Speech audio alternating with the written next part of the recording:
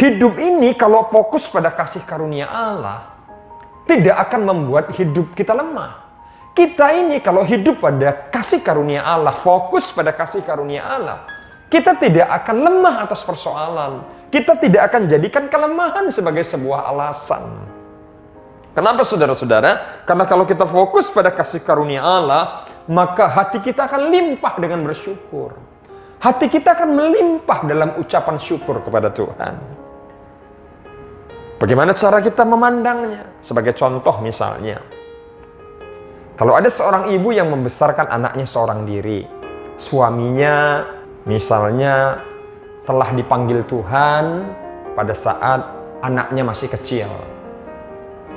Atau suaminya pergi meninggalkan mereka dan tidak peduli dengan mereka, lalu menikah dengan wanita lain, dan meninggalkan ibu yang adalah istrinya ini, padahal anak mereka satu-satunya masih kecil. Atau mungkin anaknya lebih dari satu. Nah, ketika ibu ini fokus pada persoalan, fokus pada masalah, maka dia akan memandang situasi itu sebagai sebuah kesulitan, sebuah kesedihan yang tak berkesudahan.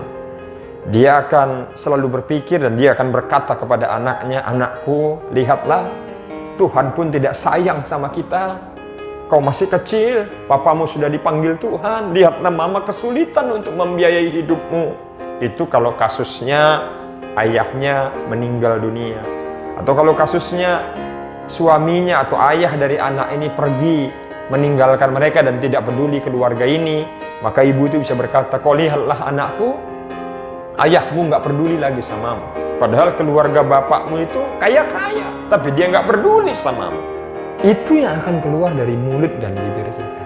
Tapi andai ibu ini fokus kepada kasih karunia, maka dia akan berkata begini, "Tuhan, walaupun aku seorang diri membesarkan anakku ini, aku telah ditinggal suamiku ketika anakku ini masih kecil.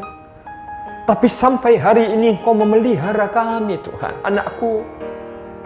Walaupun ibu seorang diri membesarkanmu, walaupun kita tidak punya apa-apa, nak, tapi kalau kita sampai hari ini masih hidup, semua karena pertolongan Tuhan, anakku. Semua karena anugerah Tuhan, anakku." Coba saudara lihat, kasusnya sama, masalahnya sama, tapi orang yang fokusnya pada kasih karunia itu beda.